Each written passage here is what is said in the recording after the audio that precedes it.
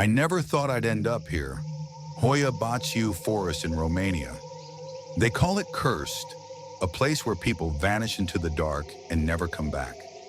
I'd heard the stories, hikers lost forever, whispers in the trees, shadows that move when you're not looking. I didn't believe them. Just campfire tales to scare kids, right? But curiosity gnawed at me. I'm no adventurer, no thrill seeker, just an average guy with a car and too much time on his hands. So I drove out from Cluj-Napoca one chilly October night, parked at the forest edge, and walked in. That was my first mistake. Now I'm running, lungs burning, legs trembling, and someone is after me.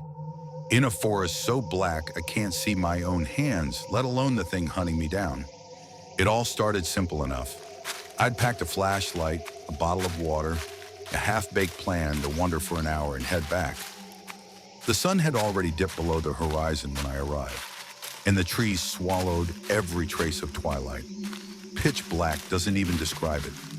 It's like the darkness is alive, thick and heavy, pressing against my chest, seeping into my bones. I flicked on my flashlight, and the beam barely cut through, like the forest was eating the light before it could land. I should have turned back right then. My gut screamed at me to leave, but I ignored it. Something pulled me deeper, some stupid, reckless urge I couldn't shake. The air hit me first, cold, damp, thick with the stench of rotting leaves and something sour, something wrong. There were no birds, no crickets, no signs of life. Just my own footsteps crunching on the forest floor. Every sound echoed too loud, too sharp, like the trees were holding their breath, waiting. I tried to laugh it off, told myself I was imagining things, but then I felt it, a prickle on the back of my neck, like eyes boring into me from the dark. I swung the flashlight around, catching gnarled branches and twisted trunks, but nothing else. Just shadows. Just the forest, right? Then it started. A sound. Not the wind rustling leaves, not an animal scurrying away. A low, guttural rasp like someone, or something, breathing too close. I froze. My flashlight darted left, right, up, down. Nothing. Hello? I called, my voice shaky, stupid. No answer. Just that rasp again, louder this time, rolling out from the blackness behind me. My heart kicked into overdrive. I started walking faster, telling myself it was nothing, just my mind playing tricks. But then I heard it, footsteps. Heavy, uneven, thudding against the earth, matching my pace but just out of sync. I stopped dead. The footsteps stopped too. I took a step. They started again. Panic clawed up my throat, hot and sour. I broke into a run, flashlight bouncing wildly, barely lighting the path ahead. The forest turned hostile. Roots snagged my boots, branches whipped my face, drawing blood, like it was trying to hold me there, trap me for whatever was coming. The footsteps grew louder, closer, faster. I couldn't see it. Whatever it was, the dark cloaked it completely, but I felt it. A presence, heavy, hateful, radiating malice, inches behind me. My flashlight flickered once, twice, then died. Just like that, I was blind. Total, suffocating blackness. I stumbled, fell hard, hands sinking into cold, wet dirt. The rasping breath was right above me now, hot and rancid, stinking of decay and death. I scrambled to my feet, running again. No direction, no plan, just pure animal instinct to get away.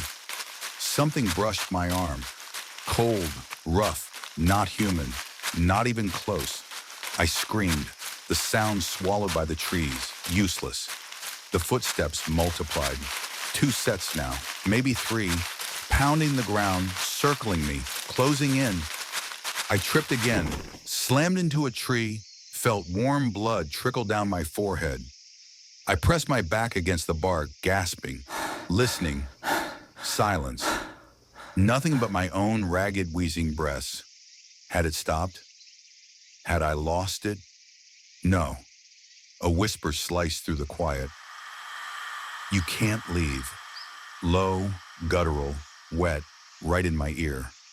I bolted, crashing through brambles, thorns tearing at my skin, drawing more blood. The forest twisted around me, paths vanishing, looping me back to where I'd been. I don't know how long I ran. Minutes stretched into hours, hours into eternity. Time lost all meaning. My legs burned, my lungs screamed. My body begged me to stop, but stopping meant death. Whatever was out there, it wasn't giving up. It wasn't human. It wasn't natural. Then a new sound, a creek babbling faintly somewhere ahead. Water, a landmark, a lifeline, maybe a way out. I veered toward it, splashing through the icy shallows, hoping the noise would mask my trail, throw off whatever was chasing me. The footsteps slowed, hesitated, like it was confused. I kept moving, slower now, quieter, heart hammering so loud I thought it'd give me away. Maybe I'd lost it. Maybe I'd finally outrun it. But the forest had other plans. The creek led me to a clearing, and there, in the faint, sickly glow of moonlight, I saw them. Stones, arranged in a perfect circle, like some ancient, forgotten ritual site. My stomach churned. I'd heard whispers of cults in these woods, old legends of blood and sacrifice, but I dismissed them as nonsense. The stones were stained, dark and glistening, and the air reeked of something foul, something metallic, something dead. I backed away, slow, careful. But the footsteps returned, deliberate, unhurried, from the far side of the clearing. It had found me again.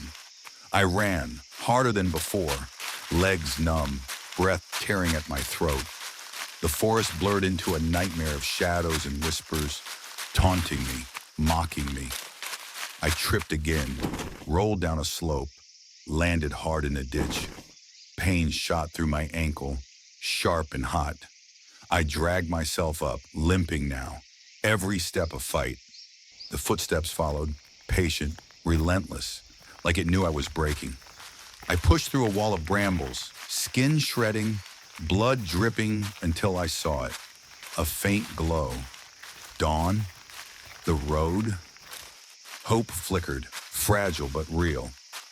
I stumbled toward it, half running, half crawling, praying. The glow grew brighter. Headlights, my car, salvation. But the footsteps surged louder, frantic, desperate. Something grabbed my jacket, yanked me back with inhuman strength. I twisted, tore free, fabric ripping, and sprinted the last stretch. I threw myself at the car, fumbled the keys with shaking hands, dove inside. The engine roared to life, tires spun on gravel, and I peeled out, shaking, sobbing, alive. I told the police everything. They searched the forest, found nothing, no tracks, no signs, just my wrecked campsite from earlier, abandoned in my panic. They said I'd imagined it, that Hoya Baciu plays tricks on the mind, that I'd gotten lost and freaked out. But I know what I felt. Something was there, chasing me through that black hollow, something alive and hungry. I still hear it, that rasp, those footsteps echoing in my dreams every night. It's waiting for me to come back. I feel it watching, even now, from the shadows. So what would you do if it happened to you? If you were lost in that pitch-black forest, running from something you couldn't see, something that wouldn't stop, wouldn't tire, wouldn't die, would you keep running or turn and face it, knowing you might not survive? I don't know what I'd do. I just know I'll never go back.